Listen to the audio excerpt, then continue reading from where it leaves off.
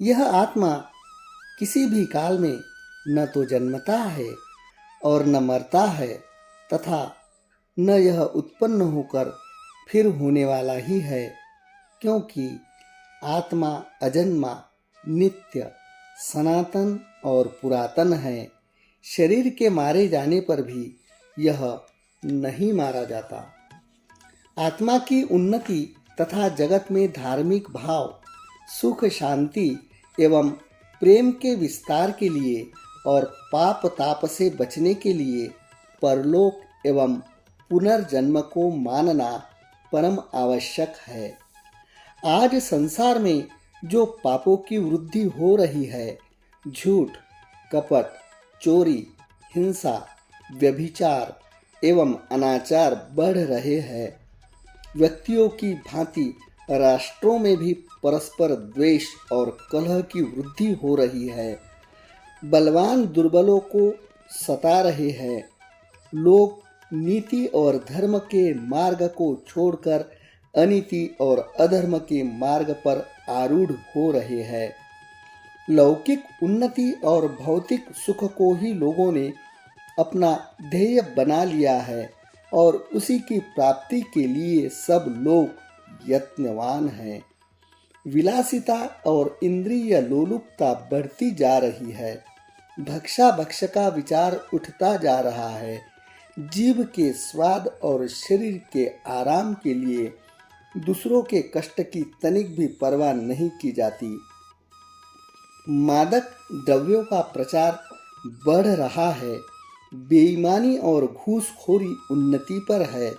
एक दूसरे के प्रति लोगों का विश्वास कम होता जा रहा है। मुकदमेबाजी बढ़ रही है। अपराधों की संख्या बढ़ रही है।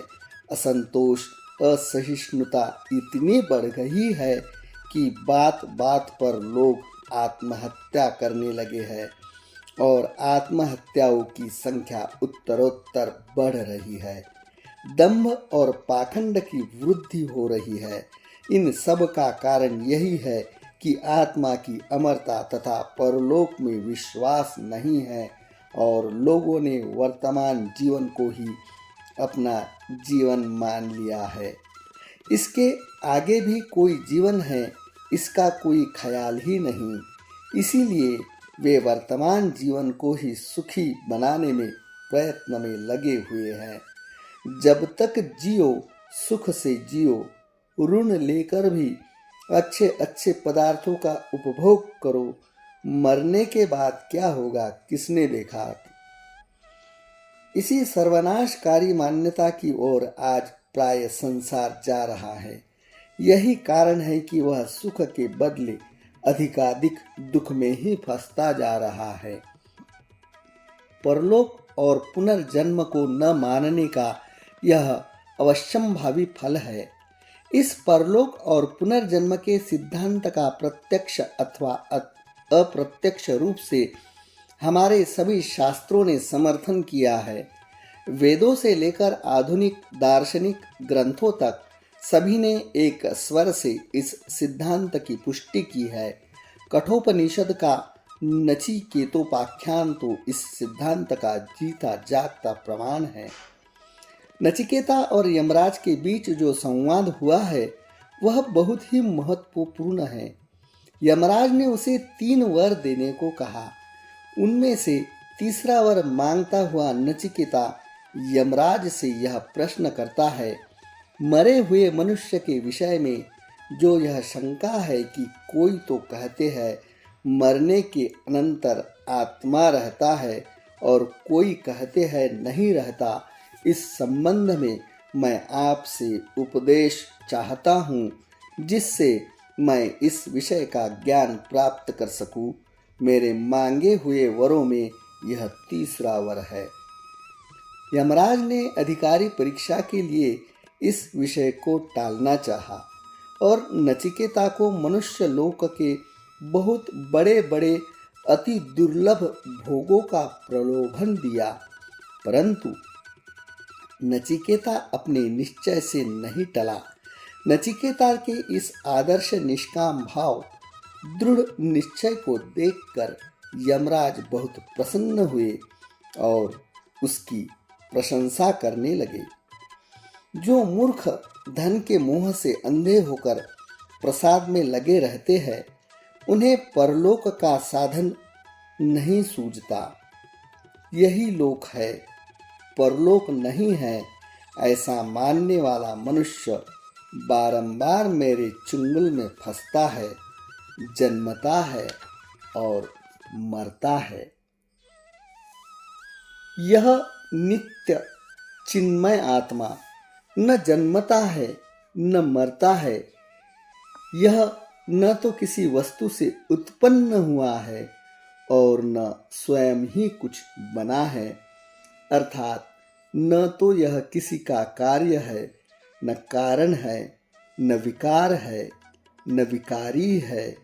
यह अजन्मा, नित्य यानी सदा से वर्तमान, अनादि, शाश्वत, सदा रहने वाला, अनंत और पुरातन है तथा शरीर के विनाश किए जाने पर भी नष्ट नहीं होता। यह आत्मा किसी काल में भी न तो जन्मता है और न ही मरता है तथा न यह उत्पन्न होकर फिर होने वाला ही है, क्योंकि यह अजन्मा है, नित्य है, सनातन और पुरातन है।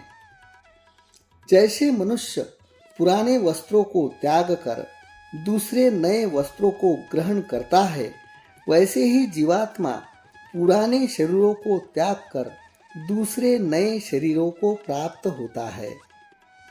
भगवत गीता के 4 अध्याय के 5वें श्लोक में भगवान कहते हैं, परंतप अर्जुन, मेरे और तेरे बहुत से जन्म हो चुके हैं, उन सब को तू नहीं जानता, किंतु मैं जानता हूँ।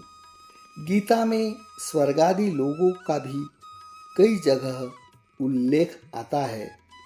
पुनर्जन्म, परलोक, आवृत्ति, अनावृत्ति, गतागत, गमनागमन आदि शब्द भी कई जगह से आए हैं। भगवद गीता के 6 अध्याय के 41 और 42वें श्लोक में योग भ्रष्ट पुरुष के दीर्घ काल तक स्वर्गादि लोकों में निवास कर शुद्ध आचरण वाले श्रीमान पुरुषों के घर में अथवा ज्ञानवान योगियों के ही कुल में जन्म लेने की बात आई है तथा 45वें श्लोक में अनेक जन्मों की बात भी आई है। इसी प्रकार 13वें अध्याय के 21वें श्लोक में पुरुष के सत असत योनियों में जन्म लेने की बात कही गई है। भगवत गीता के 14वें अध्याय के 14, 15 तथा 18वें श्लोकों में गुणों के अनुसार मनुष्य के उच्च, मध्य तथा अधोगति को प्राप्त होने की बात आई है तथा 15वें अध्याय के 7वें, 8वें श्लोकों में एक शरीर को छोड़कर दूसरे शरीर में जाने का स्पष्ट रूप से उल्लेख है। भगवद गीता के 16वें अध्याय के 16, 19 और 20वें श्लोकों में भगवान ने आसुरी संपदा वालों को बारंबार तिर्यक योनियों में और नरक में गिराने की बात कही है। इन सब प्रसंगों से भी पुनर्जन्म और परलोक की पुष्टि होती है। सत्वगुणी लोग देव योनि को, रजोगुणी मनुष्य योनि को और तमोगुणी तिर्यक योनि को प्राप्त होते हैं। जीवों की सदा ही यह 3 प्रकार की गति होती है। इसके आगे भगवान मनु ब्रह्म हत्या, सुरापान, गुरु पत्नी गमन आदि कुछ महापातकों का उल्लेख करते हुए कहते हैं कि इन पापों को करने वाले अनेक वर्ष तक नरक भोग कर फिर नीच योनियों को प्राप्त होते हैं। उदाहरणतः ब्रह्म हत्या करने वाला कुत्ते, सूहर, गधे, चांडाल आदि योनियों को प्राप्त होता है।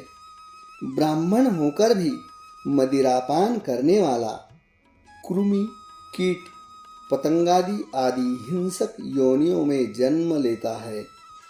गुरु पत्नीगामी तृण, गुल्म, लता आदि स्थावर योनियों में सैकड़ों बार जन्म ग्रहण करता है तथा अभक्ष भक्षण करने वाला कृमि होता है। इस प्रकार परलोक एवं पुनर्जन्म के प्रतिपादक अनेक प्रमाण शास्त्रों में भरे पड़े हैं।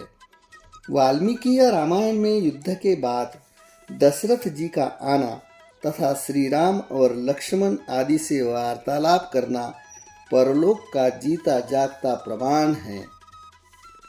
बहुत से लोग यह शंका करते हैं कि मरने के बाद आत्मा रहता है या नहीं रहता, किए हुए कर्मों का फल कर्ता को परलोक में मिलता है कि नहीं, मृत व्यक्ति के लिए दिया हुआ पदार्थ उसे मिलता है या नहीं, और जो मृत व्यक्ति मुक्त हो गया उसके प्रति दया हुआ पदार्थ उसको मिलता है कि नहीं।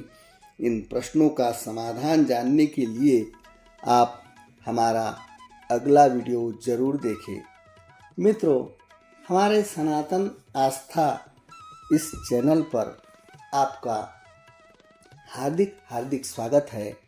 इसी तरह की धार्मिक कथाएं और सनातन धर्म की जानकारी हम आपको हमेशा ही देते रहेंगे। कृपया आप हमारे इस चैनल को सब्सक्राइब करें, लाइक करें और शेयर करें। धन्यवाद।